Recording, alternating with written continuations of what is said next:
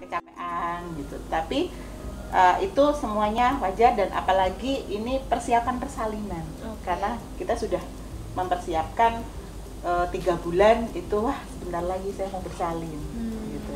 Nah itu adalah beberapa perubahan memang secara hormonal dan secara fisik pada tubuh kita hamil dalam 9 bulan tersebut.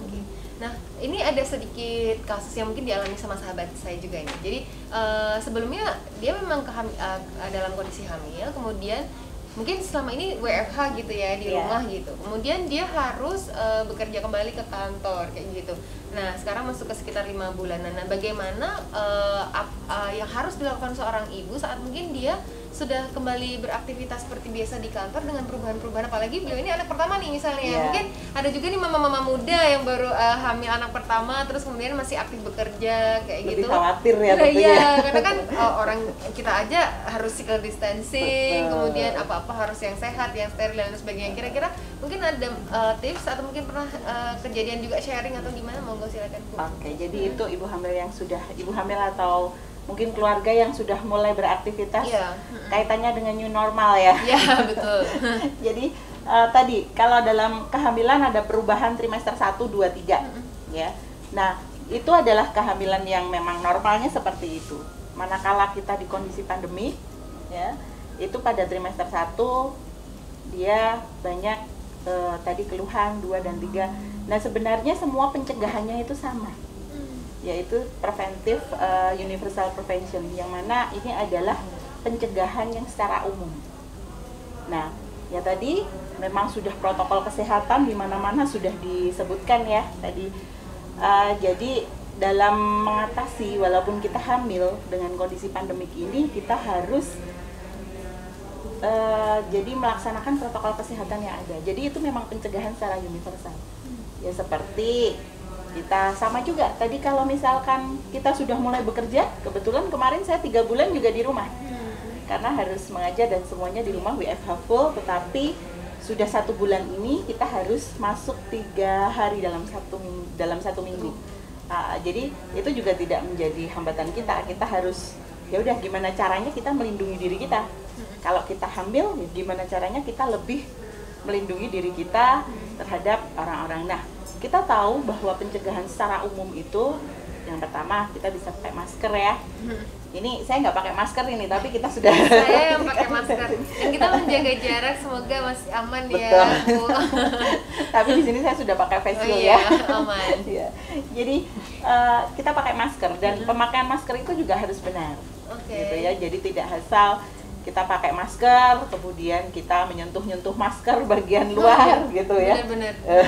Seperti yang saya lakuin nggak boleh sebenarnya. Iya, jadi pastikan tangannya bersih. Betul. Pilihlah masker yang juga nyaman dipakai. Jangan sampai masker tersebut nggak nyaman dipakai sehingga kita yang dimaskeri biasanya jadi lehernya. Saya seperti menyadari sesuatu. Atau enggak, kalau gitu bagian atasnya ya, kepalanya yang dimaskeri. Iya. Nah itu, jadi kita juga harus benar menggunakan masker tersebut. Terus kemudian kalau ibu hamilnya ini atau orang lah untuk pencegahan secara universal, kalau lagi sakit memang pakainya masker medis. Dan memang diminimalkan untuk keluar, apalagi hamil gitu ya, janganlah gitu ya. Tapi kalau sehat itu pakai masker kain tidak apa-apa. Gitu. Ya, jadi pakai masker kain paling tidak 3 lapis lah untuk melindungi. Itu sudah aman kalau sehat gitu. Nah, dapat ilmu baru saya. Berarti kalau medis dalam kondisi sakit, kalau misalnya ini pakai kain aja yang cuci, kan ada yang sekarang udah cuci gitu ya, itu boleh ya. Jadi nanti itu melepasnya juga harus ini ya, jadi dipakai jangan terus bolak-balik, terus kalau sudah lembab ya udah diganti, tajam lah paling tidak diganti, nanti dibuka secara terbalik, masukin ke tempat, terus kemudian sampai rumah langsung dicuci. Jadi jangan ditaruh di meja atau di mana. 4 jam ternyata. Nih ada pasti masih ada yang salah loh ya. Jadi memang kayaknya 1 hari. Jangan. Kalau misalkan misalkan belum 4 jam tapi sudah lembab, itu ya udah diganti aja. Apalagi kalau aktif ya. Betul. Mungkin ngobrol, ngomong gitu kan lebih baik memang. Itu dari penggunaan. Bagian itu. Nah, itulah lebih yang bersih memang lagi. yang menjadi masalah pada pandemik ini itu adalah kebiasaan kita. Karena yang sebelumnya itu tidak pernah kita lakukan. Kita harus melakukan ini. Apalagi kondisi hamil, padahal harus benar-benar menjaga terkait itu. Betul. Kita kan nggak tahu ya di lingkungan kita. Menarik sekali sih sebenarnya.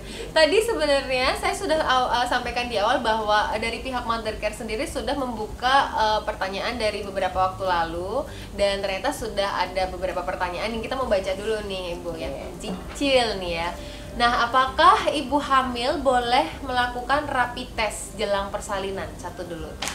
Ibu hamil boleh melakukan rapid test jelang persalinan ya? Mungkin beberapa bulan sebelum persalinan beliau harus tugas ke luar kota, dan mungkin kan kalau naik pesawat sekarang harus rapid test nih, mungkin kondisi-kondisi kayak gitu misal. Seperti apa Bu?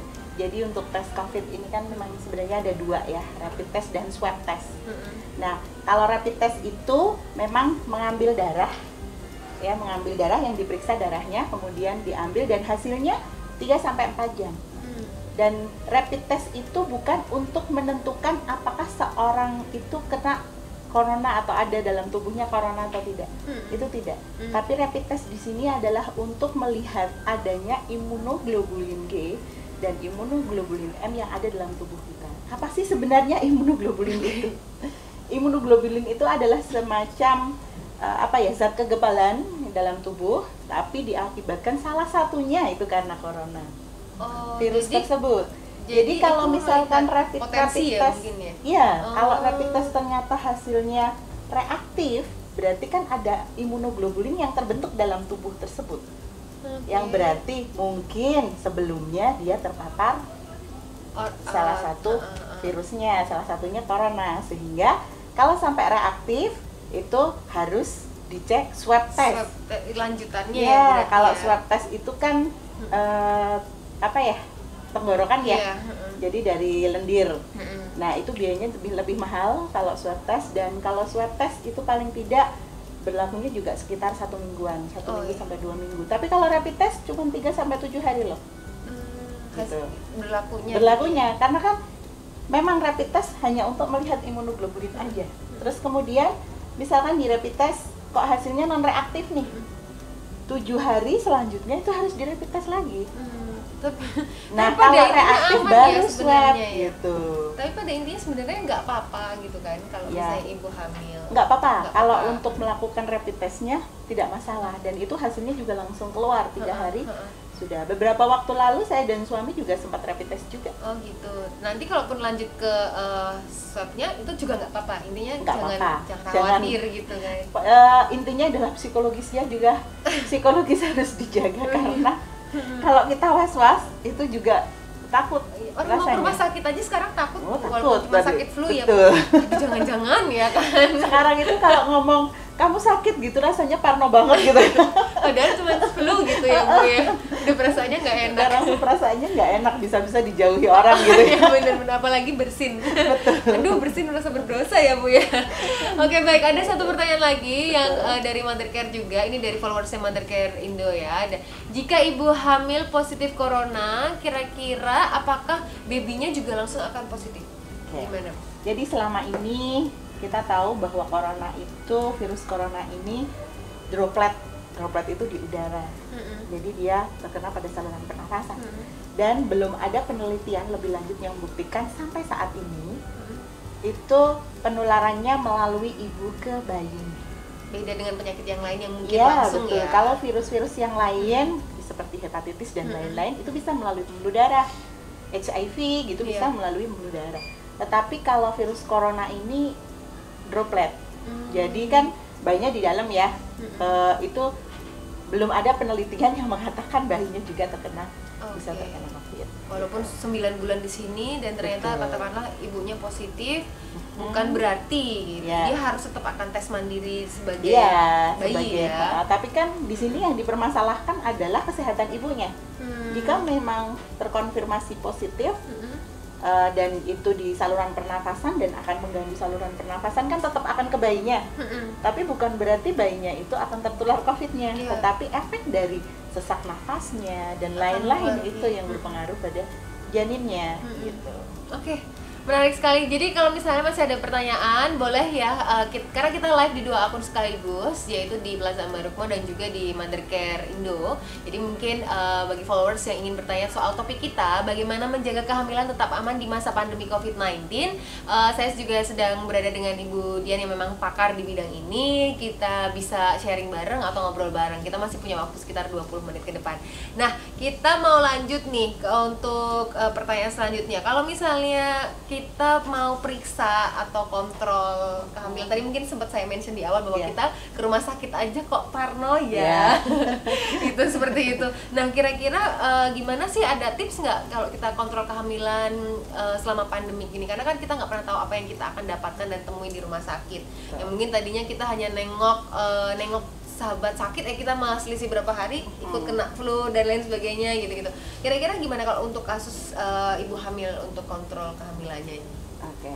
Jadi memang dari pemerintah ada protokol-protokol juga untuk ibu hamil, terutama dari Kementerian Kesehatan ya, bagaimana seorang ibu hamil harus periksa. Kalau dulu kan memang harus rutin dan lain-lain kayak gitu. Nah, di sini untuk ibu hamil pada trimester 1 memang paling tidak itu 1 kali minimal itu tetap harus periksa ke tenaga kesehatan. Ya. Jadi entah itu ke dokter, ke rumah sakit ataupun ke bidan boleh. Jadi itu harus periksa karena untuk melihat risiko pada kehamilannya. Sekaligus kalau misalkan itu di rumah sakit bisa ANC atau pemeriksaan terpadu. Jadi sekaligus pemeriksaan gigi, pemeriksaan lab dari HBsAg, HIV semuanya diperiksa. HB dan semuanya diperiksa. Gitu. Dan paling tidak itu 1 kali ya untuk melihat risiko pada kehamilan tersebut. Nah, terus kemudian jangan terus nggak periksa sama sekali gitu ya. Kalau misalkan ada keluhan itu selama trimester 1 itu boleh datang ke tenaga kesehatan dan tolong dipilih. Dipilih itu rumah sakit kalau bisa ya yang tidak menangani COVID lah. Tapi kalau sekarang kan kejadiannya besar, hampir semua rumah sakit bahkan puskesmas pun menangani COVID. Nah, ini lebih baik sekarang, tapi untuk fasilitas kesehatan itu sudah memfasilitasi pelayanan pendaftaran secara online. Jadi kalau bisa, itu biar kita tidak menunggu lama di rumah sakitnya, itu kita bisa pendaftaran online. Ya, jadi janjian ke tenaga kesehatan, ke tenaga kesehatan atau pendaftaran online di fasilitas